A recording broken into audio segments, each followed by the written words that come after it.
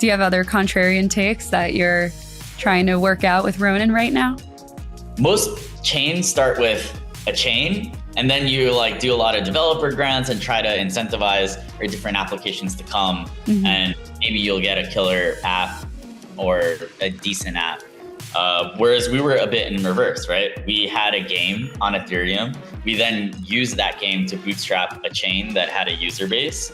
And then we started to... Today's guest is Jeff Zirlin, the co-founder of Sky Mavis. Sky Mavis is the developer behind the gaming blockchain Ronin and also the creator of Axie Infinity, which was an extremely popular game back in 2021. I'm excited to have him on today to talk about gaming adoption, Ronin, expansion, and the journey that brought him to this point. Jeff, welcome to the show.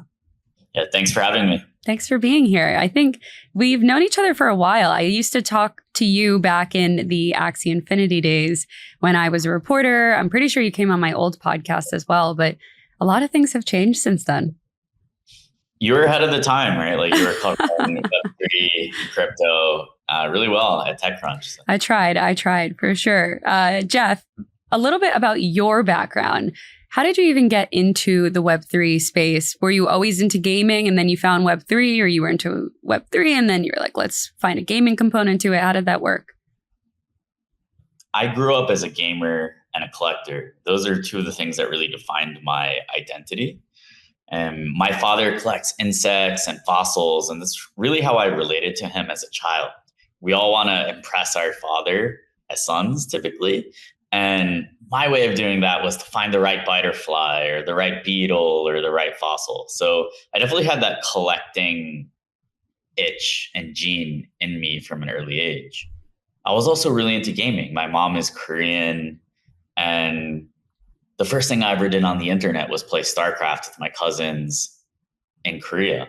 So those are two pillars of my identity. I didn't really know that it would dictate my career though. And I'd been interested in crypto since around 2011, 2012, but I mainly saw it as a trading opportunity or like a hedge against financial disaster, rather than something that you could actually tangibly use and get your hands on. And that for me changed when I discovered NFTs. That was primarily through CryptoKitties, so for the first time, I actually was interested in using the technology, and it related to me as a gamer and a collector. So from that moment, I was like, okay, I need to do something in this space. Yeah. And when was that? So I actually discovered Axie as a community member. Oh, no way. I found the Discord. There were only 30 people in it, and I saw the potential, right? The art was really great. I thought that a digital collectible that could actually be battled would bring something novel to the market, right? That wasn't really fulfilled by CryptoKitties. So I joined as a community member at first, started doing a lot of the work, and then I became a co-founder later when we actually created Sky Mavis, the entity that was working on Axie and later Ronin. Wow, I did not know that. And that also goes to show that being an active community member actually can create a lot of value and outcome, right? Because I feel like there's the meme out there where it's like, oh, I joined for other purposes and now I'm just a community member. But it's like, no, it can actually lead to greater results, right? That's how many people on Sky Mavis started out as well, right? As passionate community members that wanted to do more, that wanted to help elevate the project. And yeah, I think my story is really a testament to that. Yeah. Do your parents understand your job? You talked about them before. A bit. They know that it's related to gaming and that there's an element of collecting in it. They do read my interviews. I just did one with OpenSea that I sent over to them yesterday. So, they're still kind of wrapping their heads around it, but they do know that we've accomplished pretty cool things, and they're really proud of that. Yeah, I think gaming is something tangible that a lot of people could understand for sure. And you also brought up Axie, as did I in the intro. And I remember back in 2021, it was like the game, right? Everyone was obsessed with it. It was huge. If you could think back to that time period about 4 years ago, how can you kind of describe what it was like being on the inside and building this especially as it was growing at such a massive scale? It seemed like Axie was this overnight success, but really it took about 3 or 4 years of continuous effort and iteration to get to that point. When it went exponential, there were a couple of different thoughts that we had, right? One, wow, like we actually have been able to catalyze and create this industry. We weren't crazy. And that was one. But also, you want to maybe have some time to appreciate it, maybe also in retrospect. But while it's happening, right, your servers are on fire. So many people are messaging you and want to talk to you, have like different opportunities, and so in some ways, right, it can be really overwhelming, and it seems like, right, like success just creates many more opportunities and also many more, right, like problems in some ways. But yeah, I think overall it was a formative experience for the team, for the community, and something that we're really proud of. And Axie went from a Discord of 30 people to one of the largest Discords in the world, 800,000 people in the Discord. It went from a couple hundred users. When I met my wife in 2019, I said, we're the biggest crypto game. We have 200 users. 200 users. We went from that to millions of users, right? And Axie still has hundreds of thousands of people every month that play the game, around 300,000, in the last 30 days or so. So it's an incredible journey so far, but I think that just also whets our appetite, right? Shows us that there's a potential here, and we still need to get to a crypto game that has tens of millions of users, 50 million, 100 million. Then, so that's something that keeps pushing us forward. Yeah, Axie had a couple million at its peak. What do you think it would take to create a game today in 2025 that would keep players engaged in the millions and then more, and it scales, etc.? Because obviously, like, Axie had its peak and then it kind of pulled back, even though there's still hundreds of thousands of users playing it on a monthly basis, which is more than a lot of blockchain games could say, right? But what do you think it'll take to really get it to that scale? A lot of the promising innovation right now, especially around how to scale these game economies, comes around token design.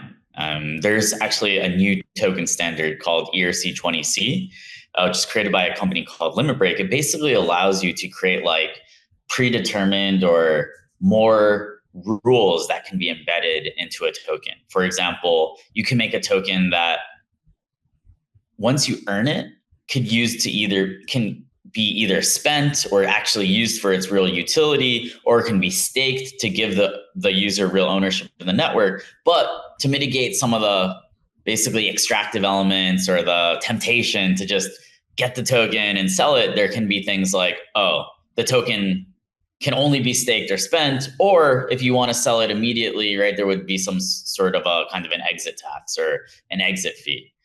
So I think a lot of the innovation that will come is around, right, the token design space and how do we make these economies better. We also have really good working examples of games that have real money economies, games like EVE Online, games like RuneScape, that we can draw a lot of inspiration from. And so that's something that games like Axie, games like Pixels, games like Fableborn, Cambria are all drawing inspiration from to basically figure out how can we get to that next level of traction. In regards to tokens, how important is it for blockchain games to have these tokenomics or token economies in order to create like a successful game? Do they need to have it, or is it kind of just an added bonus and or feature? So one of the things that we did was we added a token into the mix, and it got Axie a lot of attention. I do think that there was a period where things swung too far to every crypto game needs to have a token, and right, like the token is the core of the experience. I think the real optimization is somewhere in the middle. I do think that overall, what's important is you have a community that loves your game, that you have revenue streams that can also be used to back the value of the token. And those revenue streams can be introduced prior to the introduction of the token. Just like we had, right? We had the marketplace fee, we had the breeding system. These all existed prior to releasing the Axie token. And then once the token is released, we were like, okay, these revenue streams can be used to help back the value of this token. But I do think that teams have to balance, right? Like, working on the token, which is a product in itself, as well as, right, like how does the economy actually operate? How does it create revenue, and which can be later diverted to the token, as well as, right, how do you have a fun enough experience that is novel, right? Because you can't just copy a Web2 game and slap a token on it or slap some token economics on it. I think what we're seeing is that the next generation of crypto games, they need to have an immersive experience that has novel gameplay. They do need to have, right, really strong communities. They need to have revenue. So the bar is really being raised when it comes to, right, the standards or the quality bar that is needed to actually have a successful crypto game. Yeah. In regards to tokens in blockchain games, not just Axie specific, but in general, how do you think it like positively impacts users, maybe like an incentive mechanism? And then on the other side, like how does it negatively impact them? What are like the first principles of why you would have a token in a crypto game? One is to have long-term incentive alignment with your players. Turn your players into actual owners of the games that they love and play. Two is you can really coordinate behaviors pretty effectively by incentivizing certain actions, right? So if you want a lot of people playing at once, you can incentivize, right, players to play all at once. And in the original, and in an Axie Classic, the original version of the game, that was one of the core things that we did. Is this game is more fun the more people that are playing it. So if we incentivize people to play more games, the game will actually become more fun because people are playing against people who are more at their skill level, they're getting fast matches, etc. And so those are, right, kind of the first principles, right? Coordinating behavior and giving ownership to users. Some of the potential drawbacks or the things that you need to be careful of is you can attract the wrong crowd. You can attract people who are, right, here to farm and dump and leave. And also, right, like bots and things like that. So that also needs to be carefully managed. And I do think, as I mentioned, tools like ERC20C, which is this new token standard, might have really interesting applications specifically within games. We haven't really seen too many of those experiments start to roll out, but that's something that we're encouraging both the Axie teams to take a look at, as well as the games that we're working with on the Ronin chain. For ERC20C, when did that kind of launch? You said it's starting to roll out. Kind of walk us through what that means for those who don't know. Yeah, so ERC20C, it's basically a way to make tokens more customizable, to kind of, just like a smart contract, add certain rules and behaviors into a token. I believe it was released last year, or it's a relative, I think it's something from 2024. So relatively recent innovation. And yeah, I do think that this year we'll start to see some of the early experiments start to roll out. Are you integrating it into Ronin, or are some of the games built on Ronin starting to use it? We're looking at it, yeah. So I think Luke from Pixels is really interested. We're taking a look on the Axie side. I do think that any team with a token or that is also emitting tokens via gameplay is a great candidate for integration. Okay, very cool. And then I also wanted to talk to you about more broadly with the blockchain game sector today. How would you describe the state of it?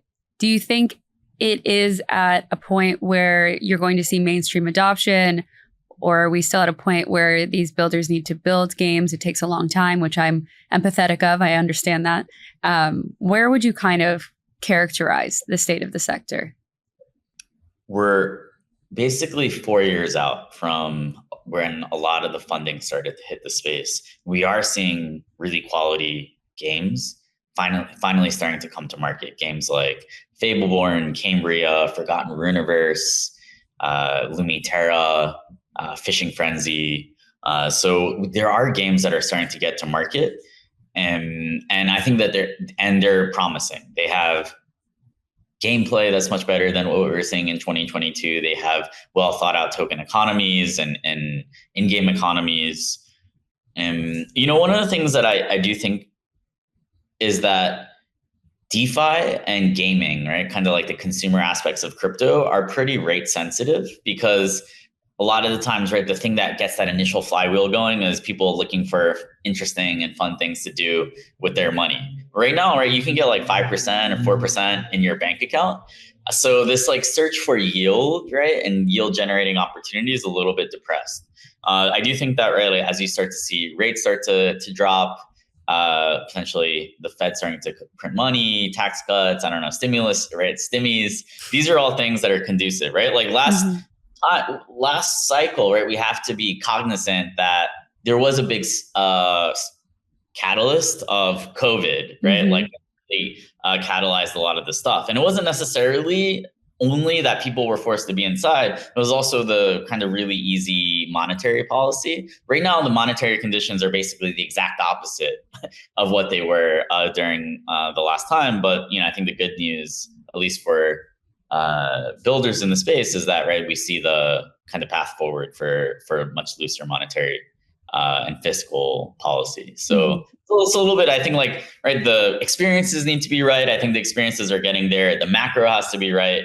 All of these things need to really catalyze to come together to basically create that kind of golden moment where things go exponential. I do think that if you take a look at the data, right, there are more people using Ronin right now than there were at the peak of the Axie boom. Right, it's just split up a bit amongst a variety of different games. So I do believe that the fundamentals for the industry have only improved, and I do think that, just like with DeFi and a lot of the actual consumer use cases of crypto, we're in a bit of a holding pattern, or I would call it an innovation period, where it's time to experiment. It's time to hone our products and really get ready for the next phase. What do you think is driving the higher number of users on Ronin today than in the earlier days? Is it the number of games, quality games, kind of like pointing to what you said before, or something else? Well, the Ronin wallet has been downloaded over 17 million times, right? And we have millions of users, millions of emails, right? So we have this distribution platform and this microphone that we're able to use to broadcast different games, different opportunities to the user base. So, we had the craziness of the Axie cycle in 2021. We had a pullback in crypto and a crypto bear market, but we're able to maintain a really engaged core user base. And then, when things started to percolate a bit more, they were able to get reactivated. They were able to bring their friends and family members back in, through games like Pixels, which went from 5,000 users to 1.4 million users. And then, they were reactivated and starting to see some of these other games that are coming to the platform. So I do think it is the variety of games, the quality of games, as well as, a lot of the things that we earned via our hard work last cycle have these distribution capabilities that are reusable over time, right? So, as I mentioned, the 17 million Ronin wallet downloads, the emails, the social platforms, right? There is a distribution infrastructure that's in place that was not in place in the past. Yeah. That said, right? Like, I do think that there's a lot to figure out with crypto games in terms of overall narratives within the space. It's still pretty niche, right? It's not as big as memes or AI or even DeFi right now. And people in the space do have a bit of a chip on our shoulder where, we see what's happening. We see the genuine engagement and how passionate the community members are. And we feel like there's a lot to prove to the rest of the industry to kind of take gaming as a category more seriously. Of that 17 million, how many of them would you say are crypto native versus traditional gamers? Are you able to characterize them? That's a great question. Some of the research and the surveys that we've done basically indicate a few things, right? 50%, around 50% of the user base of that 17 million are totally new to crypto. Oh, wow. And 75% are new to NFTs. Right. So there was and a lot of this, obviously the onboarding happened during the, Axie hype cycle, and around 80% of those newcomers, right, they come from friends and family referrals, right? Like where our users are really becoming ambassadors of the network and doing a lot of the hard work of the onboarding, themselves. Mm-hmm. So do you think your best marketing tool is your community members? Remember trying to move your assets between chains, watching the minutes tick by, wondering if your transaction would make it? Yeah, we've all been there. But here's the thing. While other bridges feel like taking the scenic route, Across is your express lane. Base, Arbitrum, Optimism, boom, boom, boom. Your assets move between them faster than you could say cross-chain. Across isn't just another bridge.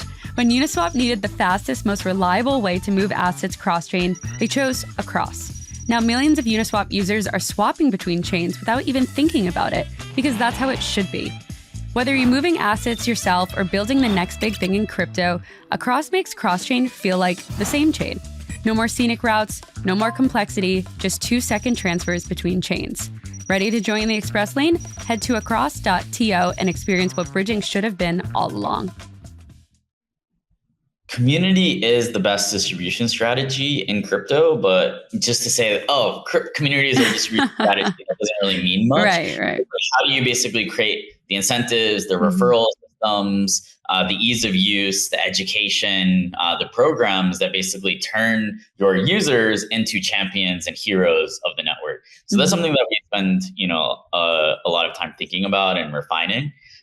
It's not by itself sufficient, right? You have to do a lot of other stuff. For us, email marketing is kind of like an unexpectedly really effective channel, right? That I think a lot of other teams aren't necessarily using to the same extent. Yeah. What do you think it is about email? Because I agree with you on that, but I feel like a lot of people scoff at email. They're like, oh, it's old school. I don't need this. But you have this person's direct email. Chances are, sure, people get a lot of emails, but I'm an inbox zero person, and I know a lot of people who operate like that. People still use email, right? I also think that sending people physical mail or snail mail might, for example, be a thing. I mean, when you study growth and marketing, right, it's often, right, you want to be a little bit contrarian, right? Because the things that others are doing often will get crowded and just seem boring, right? Marketing in some ways is about doing the unexpected. So, one of the things that we try to do is figure out channels that others aren't using, but make sense from first principles. And, people still do check their emails. 100%. Yeah. Do you have other contrarian takes that you're trying to work out with Ronin right now? I do think that our distribution strategy and the way that we bootstrapped the chain in itself was a bit contrarian, right? Where we started with, most chains start with a chain, and then you do a lot of developer grants and try to incentivize or different applications to come. And maybe you'll get a killer app or a decent app. Whereas we were a bit in reverse, right? We had a game on Ethereum. We then used that game to bootstrap a chain that had a user base. And then we started to methodically and systematically onboard teams that were in really close contact with us, right? Because we wanted to make sure that they had the tools necessary to succeed, that they were being given a warm introduction to the community, that the community wasn't being inundated with so many different things to do. And then, right, once we proved that model out and used that to onboard a certain number of games to the platform, we then, recently just opened up the chain for everybody and went and started this permissionless period, right? So I do think that the way that we phased the expansion of the chain was a bit contrarian. But I do think that now we are being in many ways proven kind of ahead of our time, right? Where you do see other chains that are being bootstrapped by a killer application, right? Hyperliquid, for example, right, is now becoming, they're using the exchange to basically bootstrap their own chain. Right. You brought up something that Ronin did earlier this year where it was open to the ecosystem for other games to build and scale, right? I see you nodding, so I'm correct on this. What was the decision behind this? Why did your team want to do this? And and then we could talk about the results. So first, we wanted to keep the chain curated in the beginning. Because it was like a bit more zen. And also we didn't want to scale something that we weren't sure was ready or we didn't really fully understand yet, right? So we wanted to work really closely with teams like Pixels on their go-to-market and to really give our players the ability to focus on certain experiences that we felt like were good enough to be on Ronin. But as gaming on Ronin started to grow, we started to get a lot of inbound that we couldn't even possibly keep up with, right? All these teams wanted to build on Ronin, and the likelihood of us missing, right, the next killer game started to increase, right? So we then basically made the decision, hey, the network has matured. The curated approach is no longer, right, the thing that maximizes the value of the network, and let's open it up. Mm-hmm. So how's it been since opening it up? It's been awesome. So we've started to see Ronin also expand beyond gaming, which kind of makes sense, right? Like you have this user base, millions of wallets, millions of monthly active addresses that already have crypto, already have wallets, and then can be used for other things. So we've even had like a meme coin exchange launch. We've had predictions. So that's Tamo meme. We've had predictions market called Forecast launch. OpenSea actually joined Ronin. And we've seen the number of smart contracts deployed per day skyrocket. So there, before when Ronin was permissioned, back in January, we're seeing like maybe 1 or 2 contract deployments per day. Now we're, between 10 to 20, right? So a big increase there. The number of the number of humans deploying contracts increased, right, from around 1 or 2 to 10, and the number of smart contracts deployed per day has skyrocketed to around 50, whereas it used to be around 10 per day prior to the opening of Ronin. Okay. So Ronin's expansion beyond gaming, where do you see the most opportunity right now? Especially with everything that you just brought up and those new platforms, both on the prediction side, the launchpad. Are there specific sectors or categories that you think would be most successful on Ronin? So we actually also have had Compound deploy on Ronin. So I am pretty bullish on DeFi. And actually, this makes sense when you look back at the history of the chain and of Axie, because Axie really didn't reach its true potential until Uniswap was released. And then Uniswap actually gave us the ability to just, release a token, put it on the DEX. And then actually many of the early Axie users received the Uniswap airdrop back in 2020. So we also, and I met Hayden, the founder of Uniswap, and he mentioned that a lot of their early users, were actually from the Axie community. So I do think that there's this opportunity where DeFi needs a new user base, right? They've been kind of building for the same group of ETH nerds, right, for the last 5 years, where we can actually help some of these protocols expand their usage and target a market that isn't as familiar with DeFi, but still owns crypto, still has used some DeFi in the past, like DEXs, but now could expand into and start to experiment with things like lending and borrowing. That's interesting. So you could see Ronin and gamers almost, or gaming on Ronin as like an entryway to the broader DeFi sector. Definitely. And I think, this sentiment is mirrored with some of the builders that we've been talking to, where,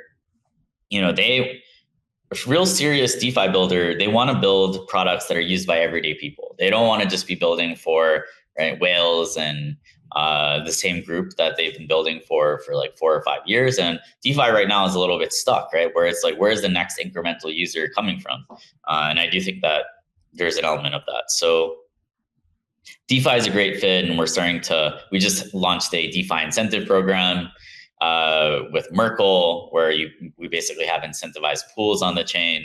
That's gotten some pretty heavy traction as well with millions of TVL. We have something called Liquid Ron, which is kind of like our version of Jido, where we're basically, one of our community members, Owl, who's been around with us from 2018, he created basically Liquid Ron, which basically allows you to get extra liquidity from the Ron that you're holding, right? Like typically our users have been staking their Ron, and then boom, like your Ron is staked and locked up. But with Liquid Ron, they can basically deposit into the protocol stakes it on their behalf, and they get a Liquid Ron token that they can spend, that they can deposit and use in DeFi. So you're basically having a lot of this liquidity unlocked by something like Liquid Ron. Mm-hmm. Do you think with all of these DeFi primitives and liquidity coming into the blockchain space is kind of opening up this sector to a new era? I see the opening of Ronin as this new era, right? And it will take some time for a lot of this stuff to really percolate and mature. But I do think that what we're seeing is like the creation of some sort of a super app, right? Where you have like your fun, you have your finance, you have your community, and it really creates this kind of like circular economy where everything that you'd want to do on chain can be done on Ronin.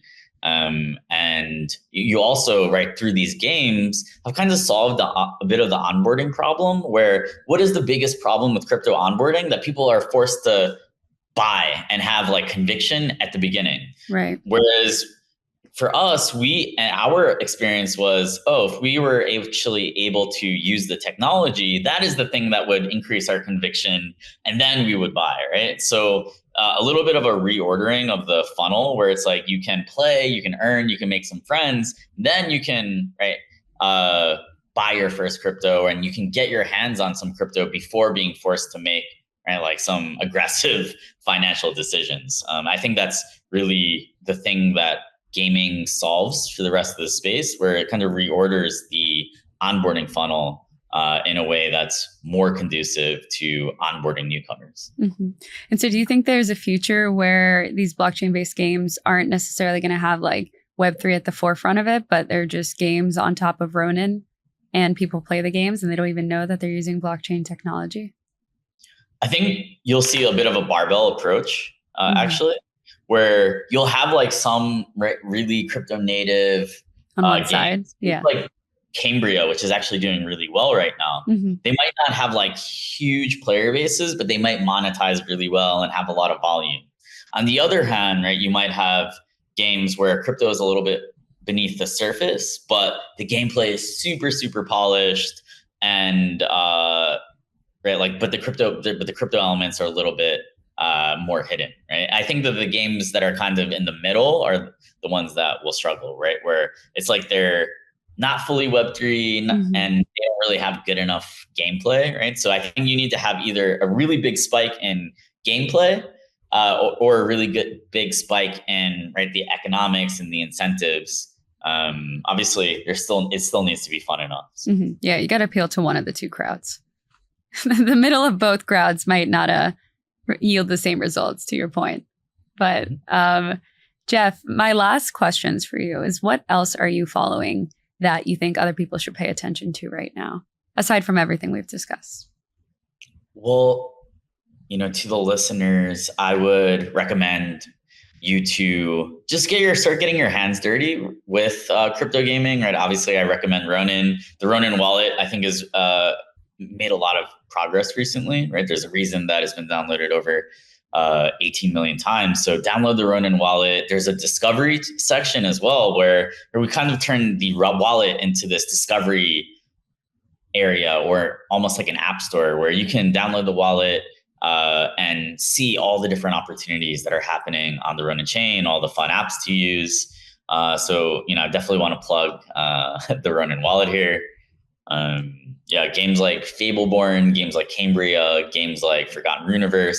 Fishing Frenzy is actually really super, super, super simple to get started with. Mm-hmm. And so, I think that everyone has an opinion about crypto gaming, but I really think that you need to get your hands dirty, actually use the applications before kind of making any like preconceived judgment, because the products and the games have gotten a lot better. So I guess that's what I'll leave you with. Okay. Do you have a favorite game right now? What's the one you're playing a lot? Yeah. Right now, I've been spending my time this week specifically between Cambria and Fishing Frenzy. But we're working on an Axie MMO. If you go to the Axie Twitter and check the pinned post, you'll see the trailer. We actually had 17 million registrations for that. Wow. And I think people are really excited about it. I think seeing that trailer really reinvigorated a lot of the excitement for the space that people had. So definitely check out also the Axie trailer for the MMO. And we'll be having some playtests this year. And Very cool. Last thing, Jeff, can you leave us with a piece of advice, something that you've carried with you throughout your time in this space?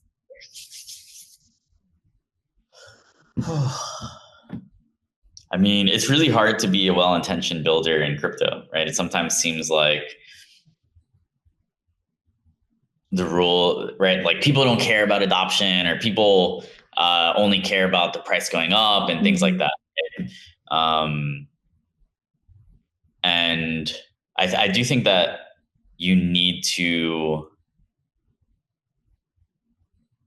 really make sure that this is your passion, because and that you love it, and that you're able to almost like just enjoy the process of making very small improvements continuously over a period of time, because the periods of success, right, like we had with Axie, right, they're going to be really short in comparison to the amount of time that you're grinding, where the market is going to be going against you, right? People might be doubting you.